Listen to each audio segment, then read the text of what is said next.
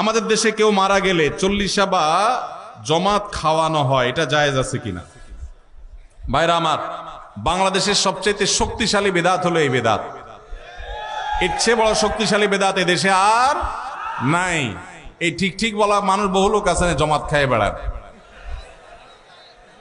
এই বরগুনার আমাদের অফিসে কিছু স্টাফ আছে, বরগুনার 2-3 জন আমার পরিচিত। তো এরা, আমি শুনছি যে তাদের একটা গ্রুপ খুলছে, তারা ফেসবুকে না যেন হোয়াটসঅ্যাপে গ্রুপ খুলছে, জমাত খাওয়ার গ্রুপ। কোথায় কখন কে মরে, কোথায় কার মরার খাওয়ান হয়, ওই গ্রুপে জানাই দিলে সবাই দলে দলে সেখানে চলে যায়। এটা তারা এক এক ইউনিয়নের এক একজন মিলে এটা করছে, যাতে কোনো ইউনিয়নের জমাত যাতে মিস না হয়। তো ভাই, এটা হলো সবচেয়ে শক্তিশালী বিদআত। কেন? আমি একটা কথা প্রায় বলি, আপনি গুগলে গিয়ে, সবার হাতে হাতে এখন আজকাল মোবাইল আছে, স্মার্টফোন আছে, গুগলে গিয়া শ্রাদ্ধ লিখে সার্চ দিবেন, তালিবেশ্বর রফালা আকার দয়ের পিঠে বড় ধ, শ্রাদ্ধ। শ্রাদ্ধ লিখে যদি আপনি সার্চ দেন, আপনি দেখবেন সার্চের যে রেজাল্ট আসবে আপনার চোখ খুলে দিবে। কি?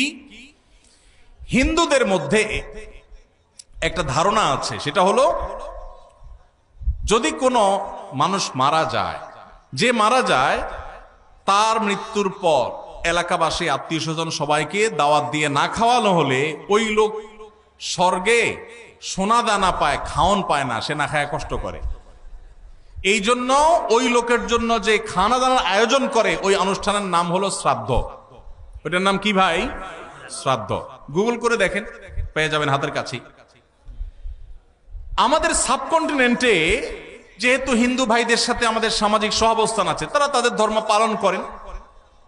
আমি তাওহীদবাদী, আমি ইমানদার, সেই জায়গা থেকে আমি শিরকে, আল্লাহর নিকট সবচেয়ে অপরাধ মনে করে বাঁচার চেষ্টা করি। কিন্তু তারটা তিনি করেন, তারটা তিনি করে, এটা তার ব্যাপার। কিন্তু তাদের সাথে মিশার ফলে তাদের অনেক সংস্কৃতি আমাদের মুসলমানদের মধ্যে চলে আসছে, আমরা টেরও পাই নাই। এই যে মানুষ মারা যাওয়ার পরে যে খাওয়ার অনুষ্ঠান মৃত ব্যক্তির ওয়ারিসদের উপরে চাপানো হয়, এটা ওই শ্রাদ্ধ থেকে এসেছে।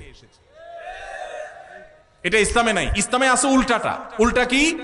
একটা মানুষ মারা গেছেন, নবী সাল্লাল্লাহু আলাইহি সাল্লাম বলেছেন অমুক মারা গেছেন, তার পরিবারের লোকদের জন্য তোমরা খাবারের ব্যবস্থা করো। কেন?